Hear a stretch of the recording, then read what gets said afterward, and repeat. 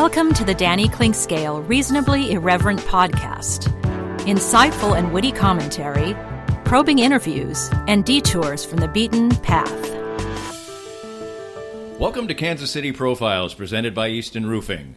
Our profile today is not about a single person, but a singular initiative.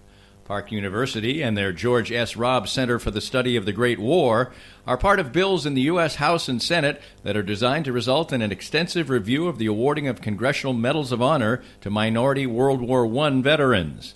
For instance, remarkably, not a single African-American soldier from the Great War has been awarded one, despite tens of thousands of black soldiers having served.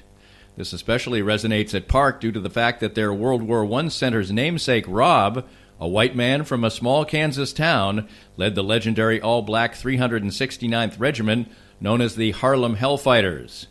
Robb himself did receive a Congressional Medal of Honor.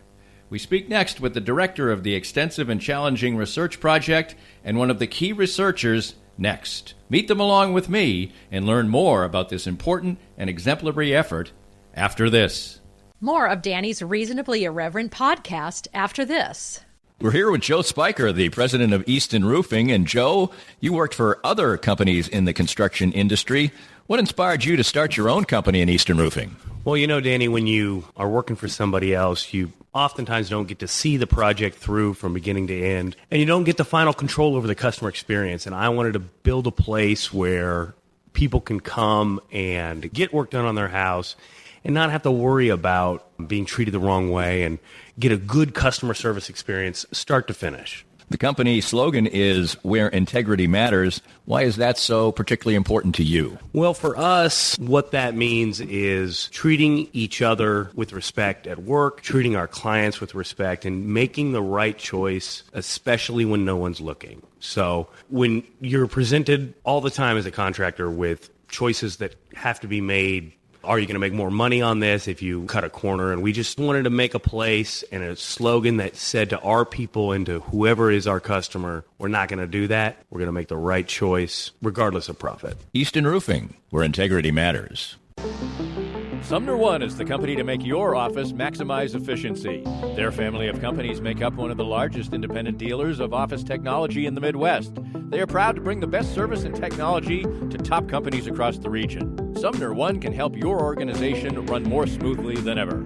Sumner One printers, copiers, MFPs, managed print services, document management, infrastructure design, IT services, disaster recovery, and business continuity. Welcome to the one place where everything works. For more information, call Carl Little at 913-752-2256.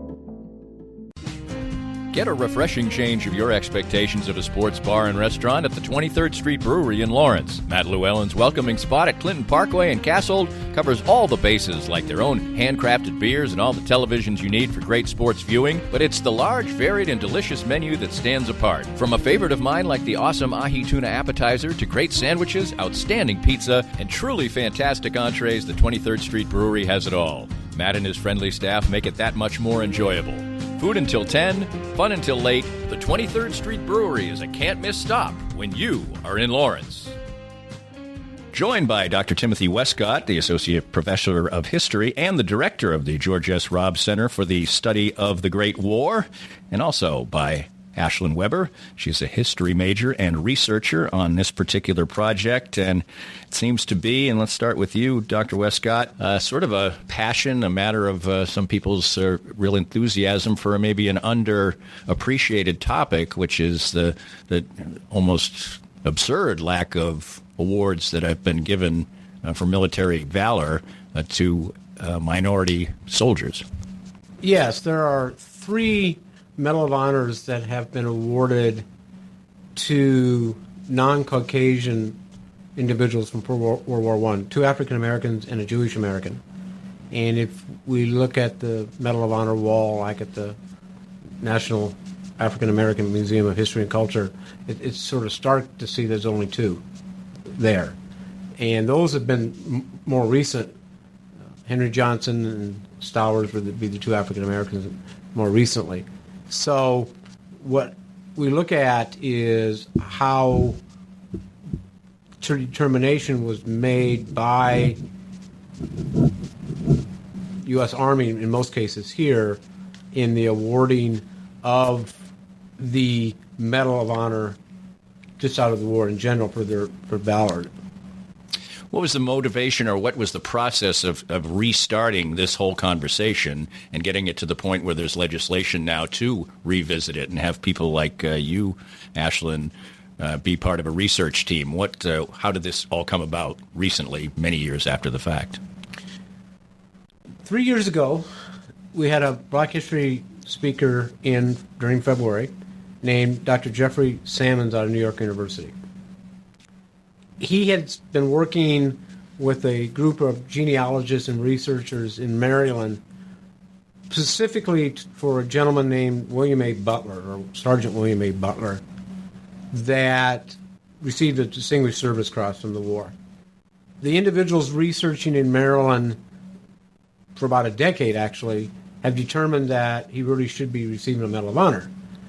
But there's been this obstacle just in the process, and then it becomes difficult when you start doing this just one at a time. Right. The motivation and the interest and so on.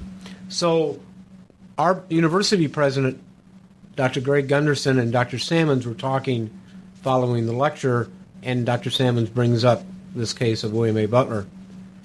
The university president then reaches out to our team here to see what impetus we could create for like a change.org petition to assist. And we got pretty good numbers on some signatures, particularly related to Park University's connection to the military. Right. That's the key to a lot of what we're trying to promote here in that sense. And then that wavered a little bit. And then the World War I Centennial Commission began to look at what would it take to maybe broaden this whole approach, not only to look at African Americans. And in the 1990s, Shaw University out of Raleigh, North Carolina, was contracted by the United States Army to review African Americans from World War II that did not receive the Medal of Honor, but just the DSC. So there had been somewhat of a precedent to take a racial grouping and review. Subsequent to the Shaw report, it's called, every Jewish Americans, Hispanic Americans, Asian Americans have been reviewed in some form of a systematic review. Mm-hmm. So the World War I Centennial Commission, again, sort of, as we know, in that association with the National World War I Museum and Memorial here in Kansas City, reached out as a group, and we contacted the Centennial Commission and sat down and decided that due to our program of history, because we have a public history concentration, that it would be beneficial to maybe look at this project. We signed on, and that was in September of 2018 from that point. So it's been coming forth to the point of your knowledge that last Thursday there was actual federal legislation presented in front of the U.S. Congress from the Senate and the House, which I'll be glad to talk to you about later, that Senator Christopher Van Hollen from Maryland, again, back to the Butler connection, introduced. And what's interesting about the Butler case, which we did not know until about last summer, in the National Archives in Washington, D.C., there is a document. It's basically 8.5 by 11 piece of white paper. Mm-hmm. On the top of that page is the Medal of Honor recommendation for George S. Robb, right? Our alumnus here, which we'll talk about. And on the same piece of paper, at the bottom, is the nomination for William A. Butler. So there was this synergy of the tie between our work here at the Robb Center, and particularly one of the major individuals that we will definitely be reviewing is William A. Butler. Right. So that was what's interesting. What are the challenges, Ashlyn, of going back to 100-year-old records, particularly when I would think that there's a situation perhaps where if somebody is a minority and would be ill-respected, that there'd be less even vigorous record keeping? Is that true? That's That's very much true. Our biggest concern when we started was this is genealogy for us, those of us who do the research. And really, the biggest ally we have are the National Archives because they can send us specifics, but when we're doing our own research, we're really only left to what's online. So census documents are great, but when we're trying to make an entire life narrative, you get huge blocks of time where we don't have anything. So especially with African Americans, with what we're focusing on right now, we might have a couple facts about their parents, but in one instance, one man's father was a slave. So, we don't have any of his history. Right. We don't know where this guy even came from. So, yeah, it's been difficult, especially because in the military, even from World War I to World War II, documents were a lot different. So registration cards hold a lot of information, but that's really the only thing we can get our hands on. We don't have any dog tags. We don't have anything like that. So we have to put a lot of pieces together through hours of research. Well, you mentioned the connection between between George S. Robb, and one of the key players in this, in the impetus to do it. Tell us a little bit about George S. Robb and how he came to inspire this entire center here. George and his brother Bruce came to what was in Park College at the time, but there was also a Park Academy, which is sort of 4 years prior to college. So both brothers were here for about 8 years. Both graduated. They came from a small town called Assyria, Kansas, which is basically Salina. If you want a bigger spot today in the road, it'd be Salina. George and his brother were engaged with all the activities of any college life. George graduates in 1912, then goes to Columbia University in New York City to get a graduate degree, sort of returns to Kansas, does some teaching, and so on, and then volunteers as an first lieutenant, in the United States Army.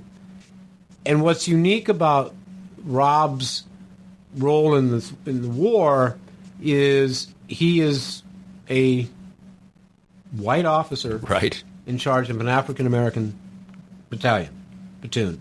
He is in the 369th, which is better known in the world as the Harlem Hellfighters. Mm-hmm. So he is commanding African American troops that we have a lot of history on as a unit, but as Ashlyn said, it's digging down a little bit. In 2005, two of George's grandsons still live. One's in St. Louis, one lives in Duluth. And they established the center. And then 2010, we placed a Medal of Honor marker here on campus. We have two Medal of Honor winners as alums. So they came back and we established. So they are heavily engaged in the activities of the center. They come back maybe every couple of years. Mm-hmm. The oldest grandson has been kind enough to give us at least 2 to 3 settings of oral history because he was alive and knew his grandfather. Right. So they had a long relationship, from that. And archivally, we have a few things from the family and from George and Bruce because of their. Do we have a sense as to whether he considered this good duty? Or, was resistant maybe in any way to, or whether this was considered maybe not the greatest assignment at the time, or not, as a small town Kansas white person in the early 1900s. I may come around that in maybe in a little different light. We have no record. Right.